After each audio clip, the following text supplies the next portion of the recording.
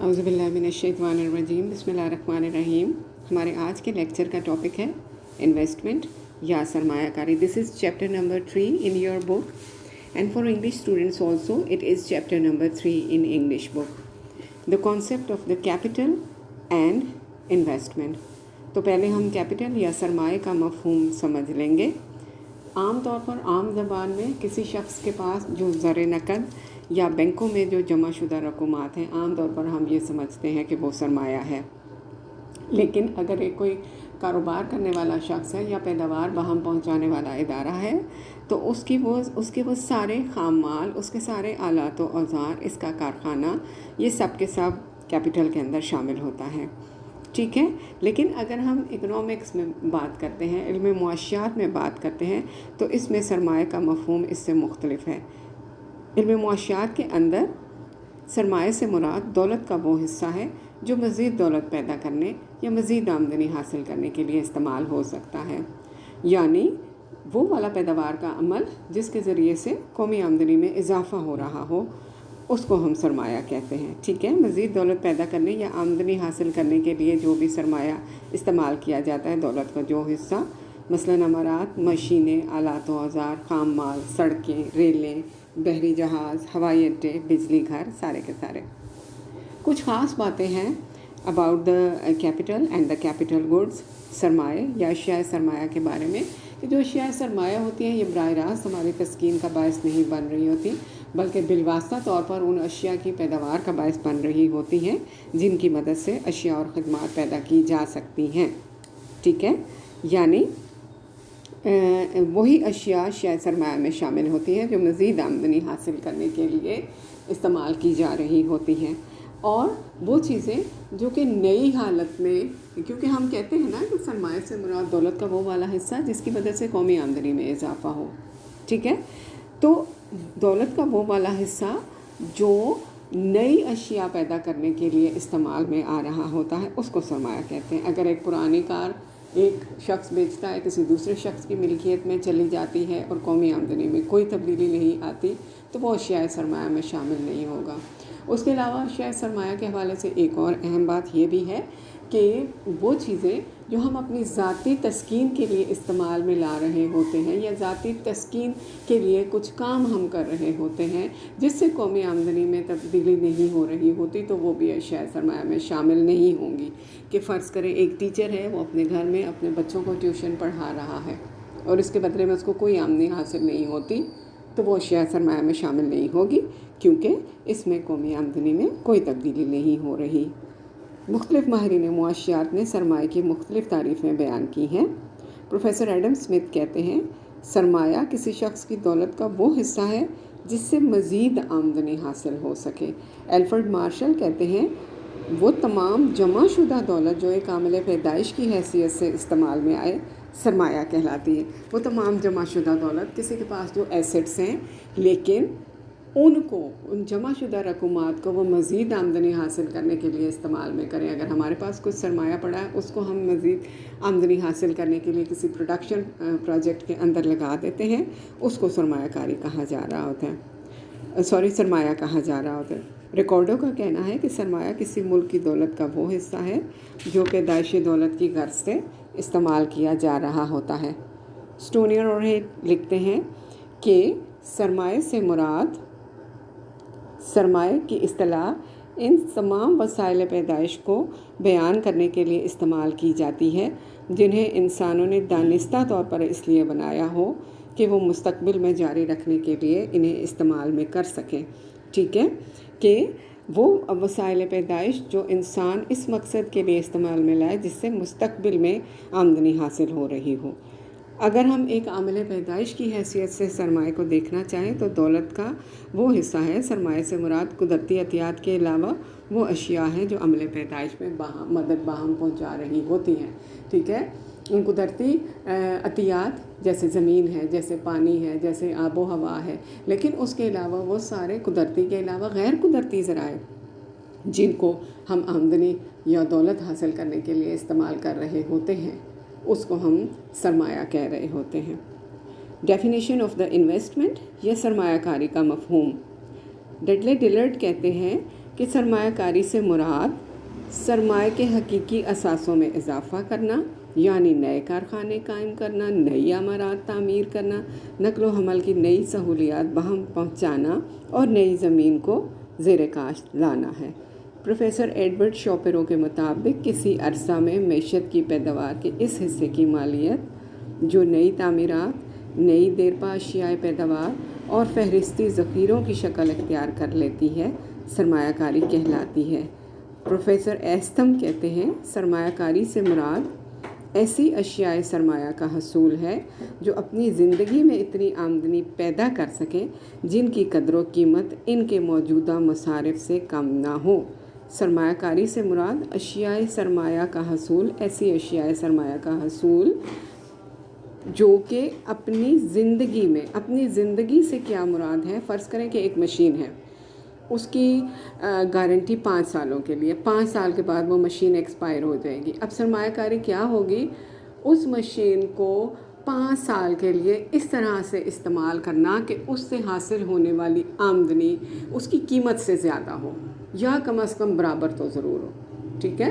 تو یعنی یہاں پر اپنی زندگی میں سے کیا مراد ہے کہ کوئی بھی آپ کا کیپٹل ایسٹ ہے، اس کا جتنا ٹائم پیریڈ ہے، جتنا عرصہ وقت ہے، اس سے وہ اتنی آمدنی حاصل کر سکے جو اس کی قیمت سے کم نہ ہو، اس سے زیادہ ہو یا ایٹ لیسٹ اس کے برابر ہو۔ تو ہم یہ جو جتنی ساری ہم نے معاشیات کی تعریفیں بیان کی ہیں، ان کو اگر ہم دیکھنا چاہیں تو ہم سمجھ سکتے ہیں کہ سرمایہ کاری سے مراد ایسی اشیاء کی پیداوار جو اشیاء صرف کو پیدا کرنے میں بالواسطہ یا براہ راست مددگار ثابت ہو سکتی ہے، ٹھیک ہے جی؟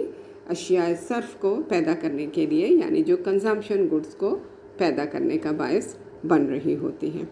ذرائع رسل و رسائل کو بہتر بنانے کے لیے، ٹرانسپورٹیشن فیسلٹیز کو بہتر بنانے کے لیے، نئے مکانات اور دفتروں کی تعمیر کے لیے، یہ ساری چیزیں وہ ہیں، یہ سارے ایسٹس وہ ہیں جن کی مدد سے پروڈکشن یا پیداوار حاصل ہو رہی ہوتی ہے۔ متعلقہ شعبوں کی ترقی کے لیے ان سے متعلقہ خام مال، آلات اور دیگر اشیاء کی پیداوار میں اضافہ، کان کنی اور ماہی گیری کی ترقی کے لیے ضروری سامان کا حصول۔ کان کنی کیا ہوتی ہے؟ مائننگ۔ ماہی گیری کیا ہوتی ہے؟ فشنگ۔ اب یہ 2 ڈپارٹمنٹس بھی ایسے ہیں جو کہ نیشنل انکم کو انکریز کر رہے ہوتے ہیں اور پروڈکشن پروسیس میں استعمال ہو رہے ہوتے ہیں۔ نئی مشترکہ سرمایہ کی کمپنیوں کے حصص کی خرید و فروخت وغیرہ، ٹھیک ہے؟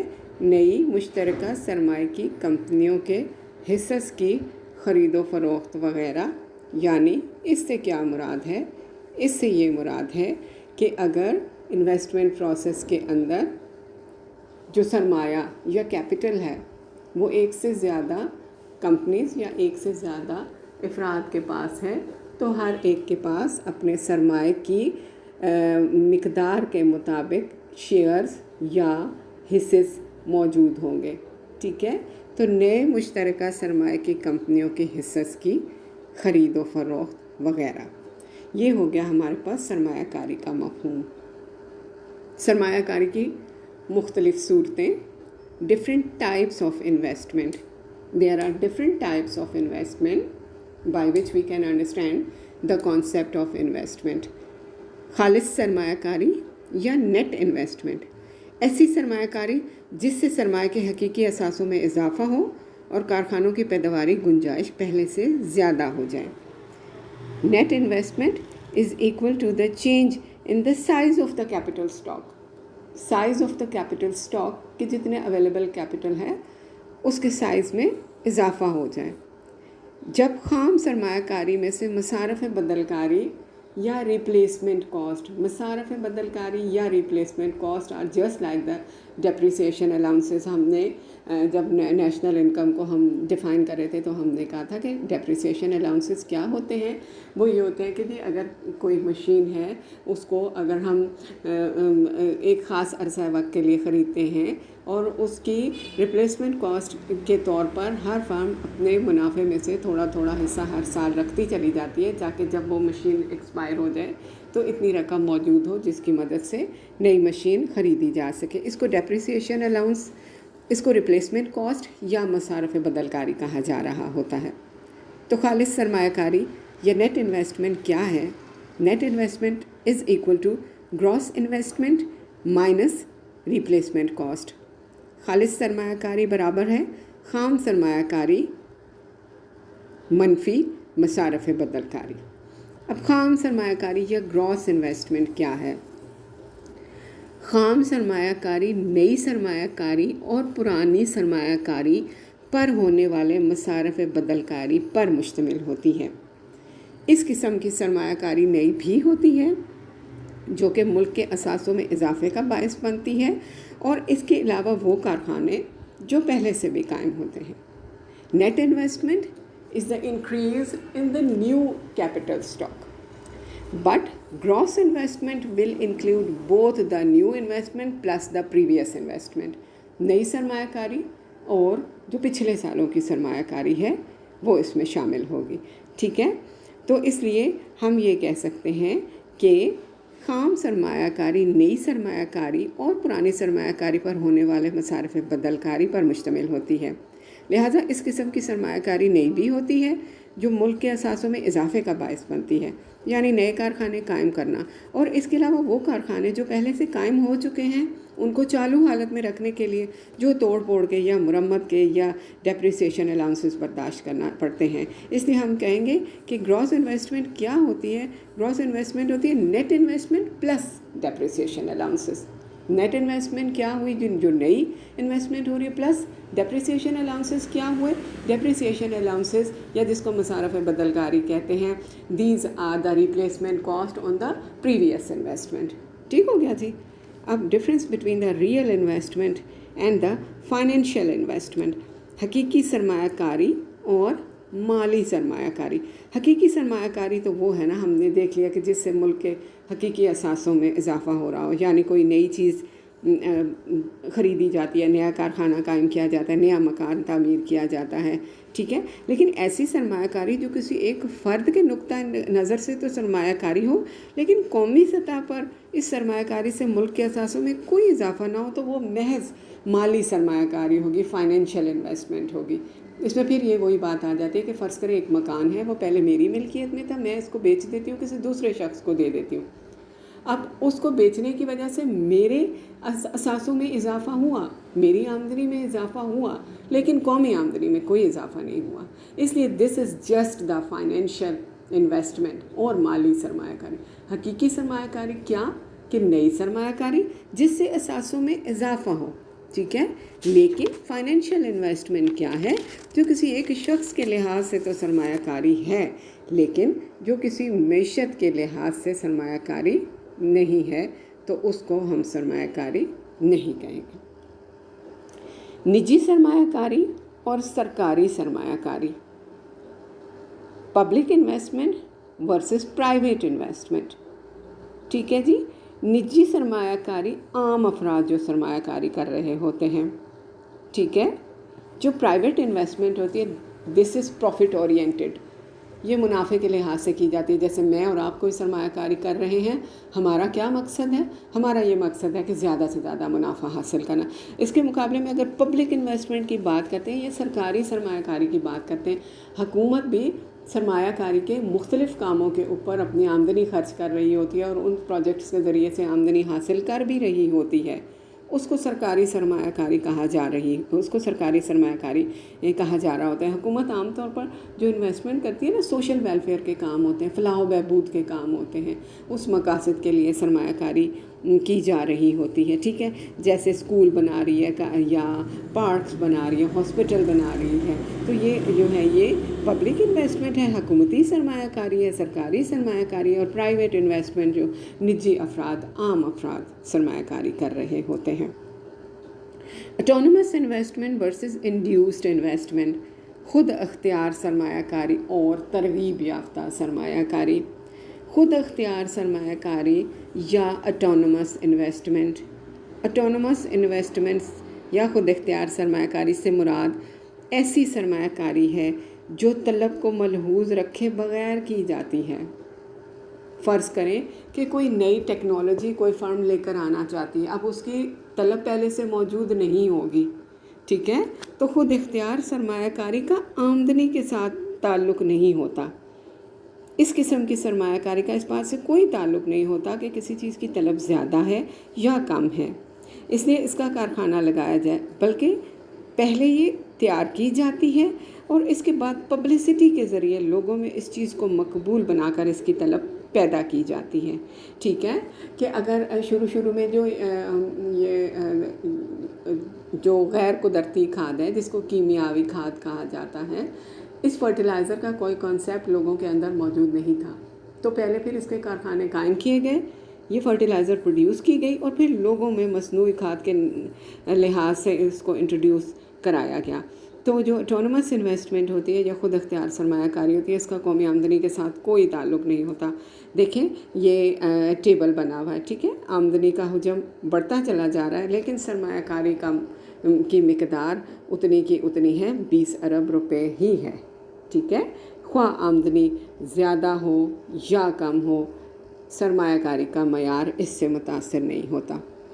ठीक है जी।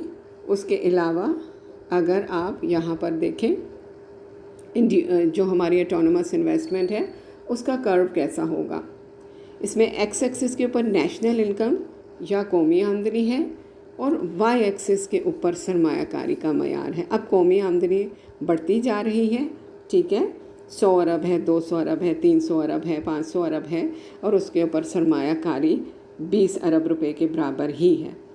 तो जो autonomous investment, so we can say that autonomous investment is independent of the national income level, whether the national income will increase or decrease, autonomous investment will remain same.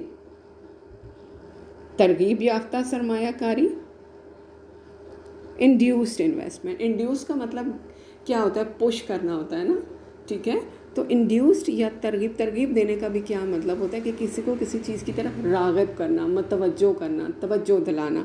ठीक है, तो तरगीब याफ्ता सरमायाकारी या इंड्यूस्ड इन्वेस्टमेंट से मुराद ये है कि जब कोई सरमायाकार किसी शय की बढ़ती हुई तलब से राग़िब होकर सरमायाकारी करे। किसी प्रोड्यूसर को लगता है कि इस चीज़ की तलब में इजाफ़ा हो रहा है, तो मैं यहाँ पर सरमायाकारी करता हूँ ताकि मैं ज़्यादा से ज़्यादा मुनाफा हासिल कर सकूं। ये जो है वो डिमांड ओरिएंटेड प्रोडक्शन होती है। पहले चीज़ की तलब पैदा होती है, उसके बाद सरमायाकारी बढ़ाई जाती है। अगर किसी मुल्क में घी या सीमेंट की तलब में इजाफ़ा हो रहा हो, उनकी कीमतें बढ़ रही हों, तो फिर इसकी पैदावार में इजाफ़ा किया जाए तो उसको राग़िबाना सरमायाकारी कहा जाता है, इंड्यूस्ड इन्वेस्टमेंट कहा जाता है। और induced investment is the function of national income. ये देखें, इस टेबल को ऑब्ज़र्व करें तो आपको पता चलेगा कि जैसे जैसे कौमी आमदनी का मयार बढ़ता चला जा रहा है, सरमायाकारी में भी इजाफ़ा होता चला जाता है।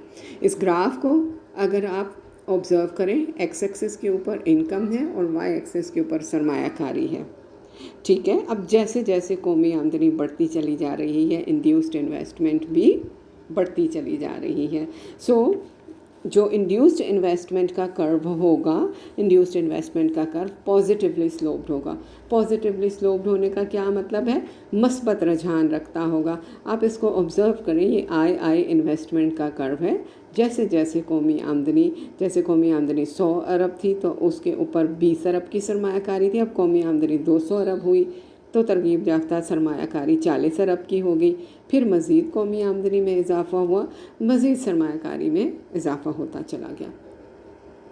तो इस सारे एनालिसिस से हमें क्या पता चला, ये देखें, इसको अगर आप ऑब्ज़र्व करें तो आप कहेंगे that the total investment I is equal to I not plus M Y. I is equal to I not plus M Y.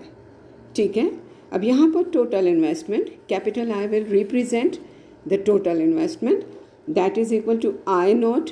I not is the autonomous investment या खुद इख्तियार सरमायाकारी जिसका इन्हिसार आमदनी के ऊपर नहीं होता, plus M Y is the amount of induced investment which is function of the national income and where the small M will represent the marginal efficiency of investment, मुख्ततम Milan सरमायाकारी या marginal propensity to invest. Marginal propensity to invest या मुख्ततम Milan सरमायाकारी क्या है, ये बड़ा अहम factor है, ये बहुत अहम आंसर है कि जिसके ऊपर डिपेंड कर रही होती है इन्वेस्टमेंट का लेवल, ठीक है। So this is minor propensity to invest या change in national income due to change in investment level. हमारा आज का lecture which was on the topic of introduction to the concept of capital and investment. Next we will start the next topic. आज का हमारा topic यहीं तक ही है। Thank you.